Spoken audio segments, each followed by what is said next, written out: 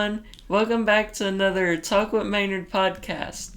In this week's podcast, we're going to be talking about our dream garages. If we only had 10 cars, what would we have in our garage? If we could only have 10 cars in the world. And I don't think me or him stuck to just 10 cars. Yeah, no, That's impossible. We kind of got away from 10 a little bit, but I think it's kind of any car guy's dream, probably anybody's dream. You know, what would their collection be? Yeah. Whether it's cars or something else. And so we got to thinking about it and said, hey, what's it going to be? And I think we kind of didn't follow the rules completely side to side, so the way we did is going to be a little different from one to the other, I think. Yeah, and the reason why I decided on 10 cars, and we actually went over a little bit, is if we didn't do just 10 cars, we would have had lists too long to do in this video. Yeah. Or podcast. So I think I'm going to let you do your list first. I think we're going to do one whole list and then the other whole list. You want to do? Okay. Yeah. Okay, well, I'll start then. And so I have three lists, actually. But the thing is, we first started talking about it. I said, well, these would be my cars for sure. But then Cody mentioned, well, hey, don't just have the same car over and over again. Yeah. Which kind of makes sense, because when I do my list here, you'll understand why. So I said, well, okay, I'm going to do my actual list. And then if I had to pick different cars, this would be my list. And then even at that, there's so many other cars that I thought of that say, hey, I'd really like to have those too. So I did like an honorable mention, like, hey, these didn't quite make it, but they are so close they'd be my next cars, or they may even replace a couple. So does that mean you have over 20 cars? Maybe. Sort of. So my actual list, I'll start out and just not delay anymore. My actual list, if this was, suddenly I won the lottery or whatever and I could just go buy cars, the first thing I have on my list is a 1986 Fox Body Mustang T-Top. Probably a GT, and so that's where my list gets funny, because my first few cars are Fox Body Mustangs, and we already have our first dream car, Ugly Betty. Yeah. So that one is here; it's on the list, but I would still. There's more Fox Bodies I want. So actual list: first one, 86 T-Top. Second one would be like an SVO car, 84, 5.6. This car would be original SVO. If you don't know what it is, look it up or listen to one of our prior podcasts. Yeah. I think we talked about it. Then my next Fox Body would be a silver coupe. And I'll talk about this more in a minute. But it would be a two-door. They're all two doors. It would be a coupe. It would be silver. It would be clean. It would have a crazy power plant in it. I'll talk about this car more in a minute, though. And then my next Fox Body. They've been late in the Fox Body production because they ran for so long. They had several cars, 92, 93. They called them special edition, summer edition cars. They had one that was all red, all yellow, and the one I really like is a triple white car. So I do a 93 triple white. So convertible, white interior, white leather interior, has white wheels, white top. I saw one for sale recently, and I just think they're really, really cool and all white. He wants a drug dealer's Mustang. But the windshield trim, the mirrors, everything is normally black on a Fox Body except for, I guess, the cowl panel is white on these cars. They're just really cool. They're limited edition. So there's my deviant list of my Fox Body list. So you have that's like four cars. Four cars that are the same. You could have any unlimited money, and not a single one of those cars costs over $30,000 probably. Probably. Well, I don't know, but triple white, if it was, or an SVO, depending on what it was, could be really expensive these days. But on to the rest of my list here. My next car would be another Mustang, but it's not a Fox Body. I'd have a. If money didn't matter, honestly, it'd be a 69 Boss 429 Mustang. But a 61 Mach 1, like with a Coyote swap, would be good too. I have an 87 Grand National, a GNX car. Then I had to think about it hard. I don't know if I want a Boss, later model Boss, or a GT350. But I think my next one would be like a 2012 or 13 Boss Mustang. That sounds good. Probably Laguna Seca. Next car would be a 56 Chevrolet Bel Air. Then I would have a 68-ish, somewhere between 67 and 72 Ford truck. Little half-ton short wide. I'd have a Ford GT, not original, but a 2003, 2005 Ford GT. And it's actually 11 cars on this list. To round the list off, I'd have a 64 Impala SS 409. So there's my repeat list. Wait, I think we'll wait for the second half of the podcast to give any extra information and specs on any of the cars. Okay. So just list this first half. Just list this first. Okay. So, my list, which is the first part's like the other list, except I had one Fox body, and I thought really hard, but I had to go with the Silver Coupe. I'll talk about that more. But that'd be my first car. It'd be a 91, 2.3 something Silver Coupe Mustang, Fox body. Next one would be the 69 Boss 429. Then the 2013 Boss or 12 Boss, whatever. Then the 87 GNX, the 56 Bel Air, the 68 F100, the 64 Impala SS 409, the 0345 GT, probably 2005 GT. Really? Yeah. Huh. That was on my other list too. Oh yeah, I was paid attention to that. But then the cars that replace the Fox bodies that I'm not putting on this list, I have a 69 Charger. That's my one Mopar. I'd have a Bandit Trans Am, 77 total Bandit Trans Am. And my car to round out that list, which actually turns out to be 11 cars. A little foggy on this one because I really like the 64 Galaxy 500s. Have to be a 427 car. Or I may wait another couple of years and go with the 66 or 67 Fairlane. I really like them with the stacked headlamps. Has to be a 427.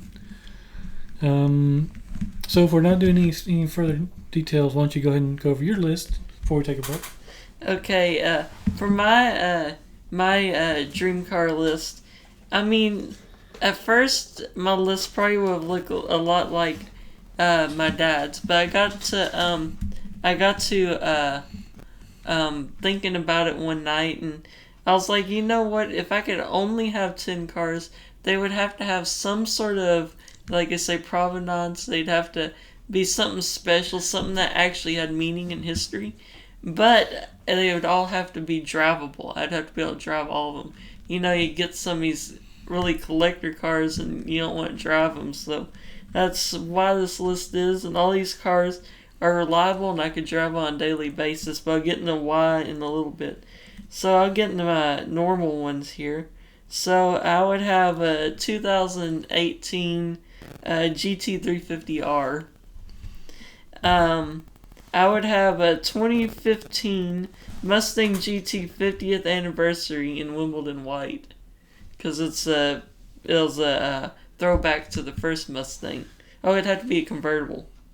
It'd be a 2013 Boss 302 Laguna Seca, because it's see, all these have some sort of meaning. I'd do the 2020 GT 500. So, and I would also do a 2017 Ford GT and a 2005 Ford GT.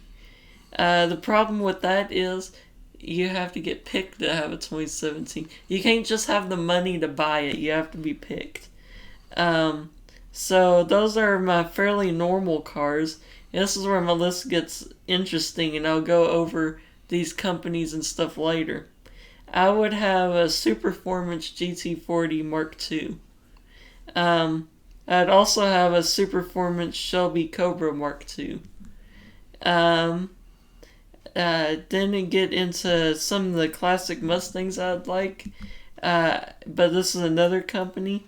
The Revology Mustang GT350.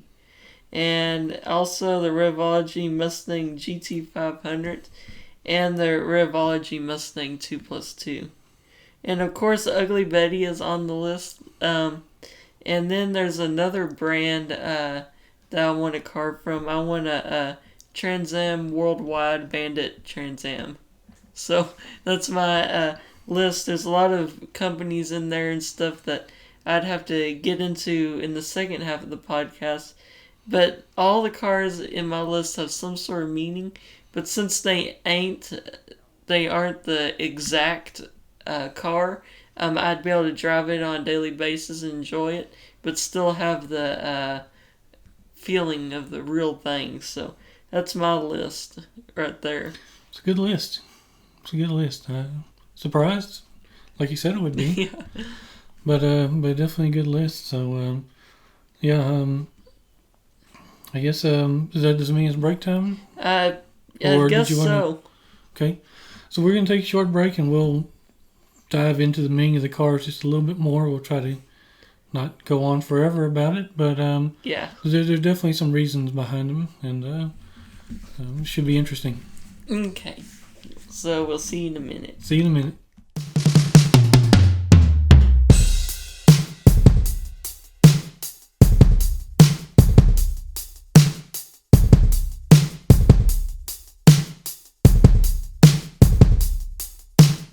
All right, welcome back to the second half of our podcast. We're going to talk a little more detail about the cars that we chose. Mm-hmm. Try not to go too crazy with it, but I'll go ahead and start out first since I went through my list first, and I'll do the individual list. I won't do all the Fox body cars because I kind of talked about those a little more detailed. But starting top of my list, the silver coupe I keep talking about. I thought real hard about this because I really like the older body style cars, the 4i cars through 86, and I really like to find a T-top car, but the car I've always really wanted, I guess, is a later one, 87 to 93, the coupe, some people call it the notchback, the LX car, basically, same as Ugly Betty. But this car, again, it would be silver, it'd be kind of understated, have some nice wheels on it. It would have a modern power plant, something like a Coyote, Voodoo Swap, something or another. It would be a manual transmission, black interior. It would just be an understated, not stupid, crazy, but pretty good power, pretty nice cruiser. That would be the first car on my list. The front wheel drive VTEC swap. Yeah, no front wheel drive VTEC swap, no LS swap, no. Yeah, it would be a swap though. That would not be an original car. It would have a modern power plant, and it would be fun, and it would be powerful. My 69 Boss, this, assuming money's not an object at all, I guess the ultimate would be the 69 Boss 429. They are super rare, super valuable. I like the 69 Mustangs though. That's my favorite classic body style, classic year. A friend of mine, his brother-in-law had a car like this. I rode in one time, and I loved it. So Boss 429, but if I couldn't find one, like a Mach 1 or something, but with a modern power plant too. I thought real hard about the GT350 or the Boss, but since I got an old Boss, I thought, I'm going to go with the new Boss. So 2012, 2013 Boss 302, probably a Laguna Seca car. I'd probably be kind of picky about the color on that just because some of the color combinations got a little weird. But so I could find a super clean Boss. If I had a Boss, it'd be like orange or yellow. Be orange or yellow? I don't know what mine would be. I really don't. That may be the only thing I'd have in orange, though. Maybe. Because they did look good in those cars in orange. My next car is the 87 Buick Grand National. Probably a GNX if money's not an object. But that was those turbo V6 cars that they were like... Love my Fox body Mustangs. That's why I'd have so many of them. Those were really probably the baddest cars in the mid-'80s, though. If I could have an unlimited amount of cars that would be on my list. I always say one thing that makes Dad cringe is I'd take a car. You can only buy them in black, and I'd paint it white. You would have a white one, and I would not have many black cars, but that's one I would have in black. It'd have to be black. Something I was going to touch on though, and this is not on my list, although I'd have this car. That Turbo V6 was kicking everything's butt in the mid '80s. They actually used that engine in the '89 Trans Am, the 20th anniversary car. Really? The special edition, limited edition, they're really valuable. And the '89 Trans Am, this was a couple of years after the Buicks went out. They actually took the engine, modified it a little bit, put more boost to it. They're making over 300 horsepower. I read stuff that said that they actually didn't report all the power it had because it had more power than the Vet. And the Vet had to be the flagship car for GM. So they couldn't advertise it as being more powerful than the Corvette, but it was. But anyway, just the same engine, the '89 Trans Am. Let's see. My next car is a '56 Chevy Bel Air. This one, I want this car because it was my first car. I didn't drive it real long. The one I had needed a lot of work. It was a 4-door. It wasn't real desirable. It probably became a parts car after we sold it. It would be a Bel Air. I think this car, unless I just found one that's completely original, it'd have a modern power plant because I really want to drive it. I don't know if I'd want a 2-door coupe, which or a hardtop didn't have the post, or if I'd want a convertible, or I may even get a Nomad. I think that car just depends on what I found. But it'd have to be a '56 Bel Air. It'd have to be white on top. I've seen them with the reverse. They got black over yellow or black over red.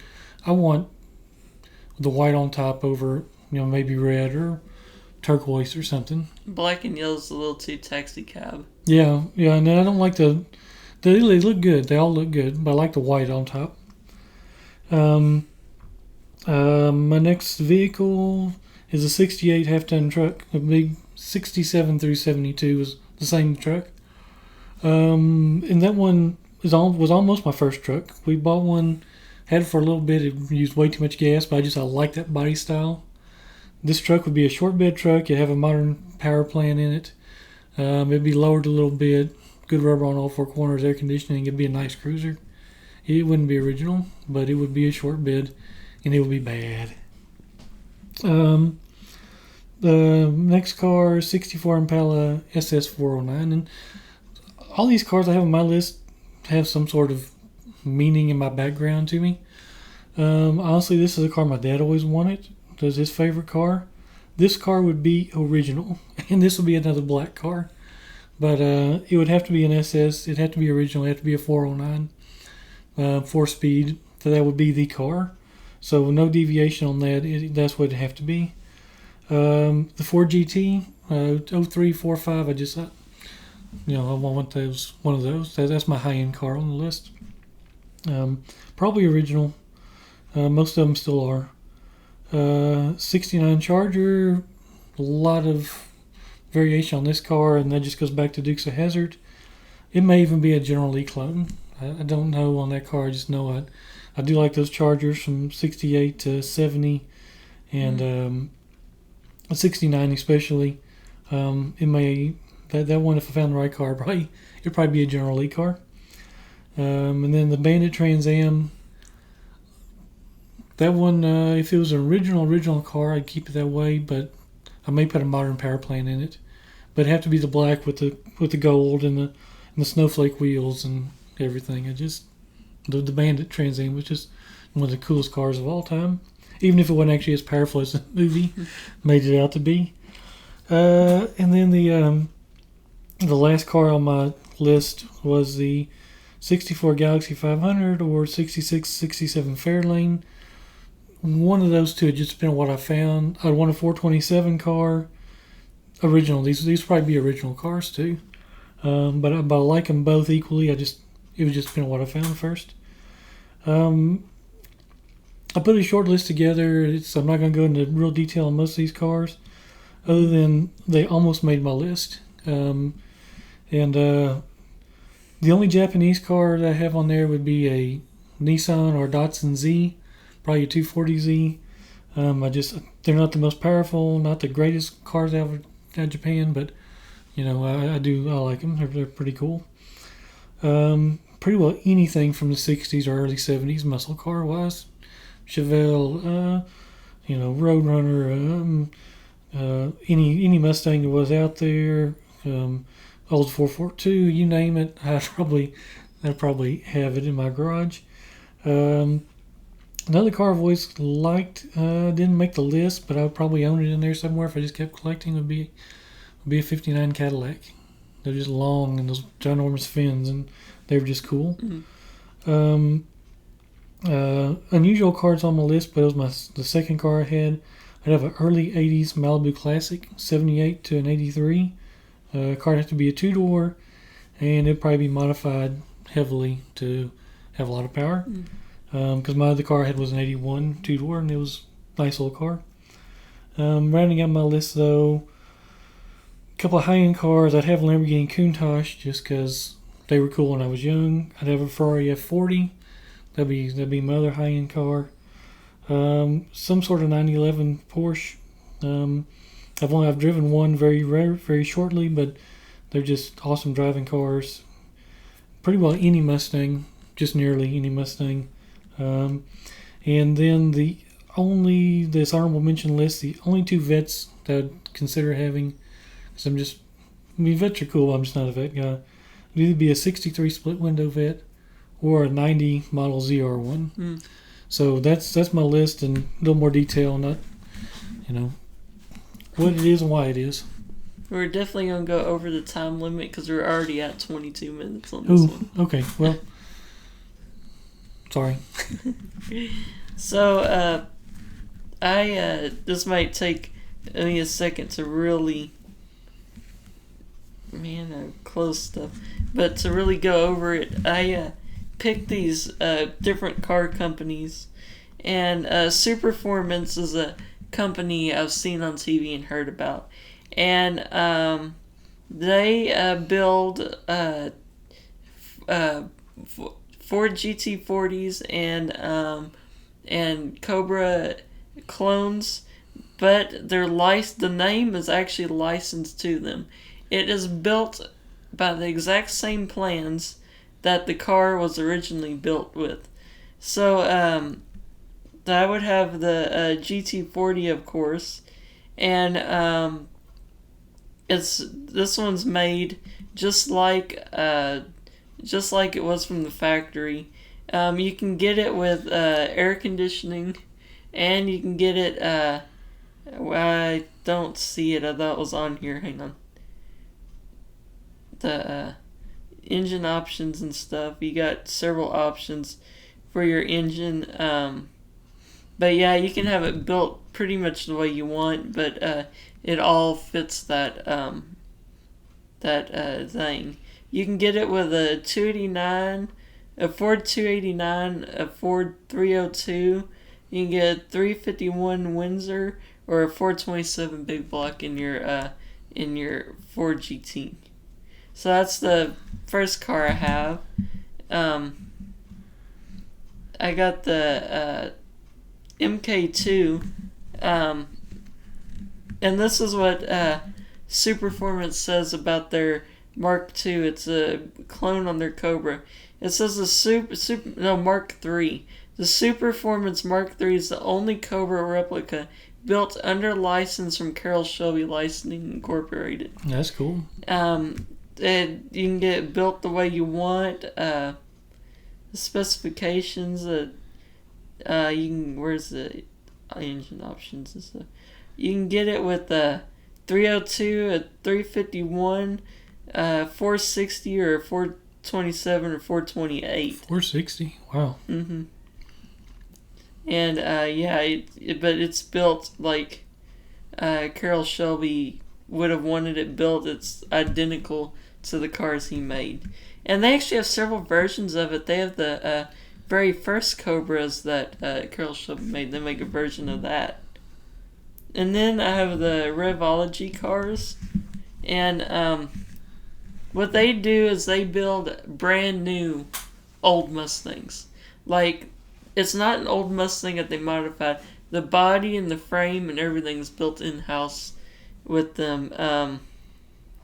But yeah, they build them with modern power plants and suspension. You can get them with your air conditioning, with your Bluetooth and your GPS and all that stuff. It's a brand new old Mustang. And you can get one car I wanted was their I think I put the 1966 Shelby GT 350, and the car it's built. It looks just like it, but it's a $205,000 car, and it comes with a 5-liter Coyote engine, and it makes 460 horsepower. You can get standard Mustang, and it comes with a 335 Coyote, 335 horsepower. The next one I wanted was the 1967 Shelby GT 500 that they make, and it's like it looks just like it and stuff, but it comes with a Coyote V8 rated at 600 horsepower. Oh wow! You can order it with. And that's kind of like an element car, right? From Gone in 60 Seconds. I Similar. guess that's so. That's what it's built off of. Yeah, and so that's the way that one is done. There's a lot more information on these cars. And then I'd have their 1968 Mustang GT 2+2. And if you just tell them to build one without giving them any specifications, they build it to look identical to the Bullitt movie car. Oh, wow. So it's a $185,000 car, and it comes with the 460 horsepower, 435 horsepower V8. But I didn't tell you the price on the 67 GT500. That's a $240,000 car. But anyway, that's the cars I really wanted to give some information on. And the reason, these cars are expensive, but you can drive them. Uh-huh. That's the deal. If you bought any of these cars as originals, some of these Shelby Cobras, they're $1 million cars. And the GT40. GT40, several million. Either you can't buy them, or if you did, you wouldn't want to drive them because if something happened, you'd be smashing a piece of history. Yeah, it goes 68 GT500. Yeah. It still looks like one and everything, but it's basically a brand new car. Yeah, brand new car. You can drive it. But that's the cars I had picked, and Dice said if you had a 05 Ford GT, you'd have it stock. Well, they make a Whipple supercharger upgrade that brings up to 750 horsepower. Their original 550 horsepower car, so. And then I said I probably would. I mean, that would. I don't know. I may play with that car. Yeah. But anyway, I think that's all we have for this Talk with Maynard podcast. I do my Wheel Wednesday post every Wednesday. So I'm going to do cars from me and my dad's list with a whole lot more specifications and information so you can really see what the cars are about. Also, make sure you're following Project Maynard's thing on Facebook, Instagram, Twitter, and YouTube. All you have to do is search Project Maynard's thing and it'll come up. So. And we'd like to know what your 10 car or 12 car, whatever garage would be. Yeah. What would it look like for you if you could just go and buy cars you wanted? Would it be high-end cars like Cody? Would it be older cars that had a little more history like me? We like to hear from you. And just let us know in the comments your list, and you can comment on I'll have a Facebook post announcing this video. You can comment there, or you can comment on YouTube, or just wherever you see it. Yeah, well, let us know. We're curious. Like to see, even if it's 2 cars, what would those cars be? Let us know. So that's it, and we'll see you next time. See you next time. Bye. Bye.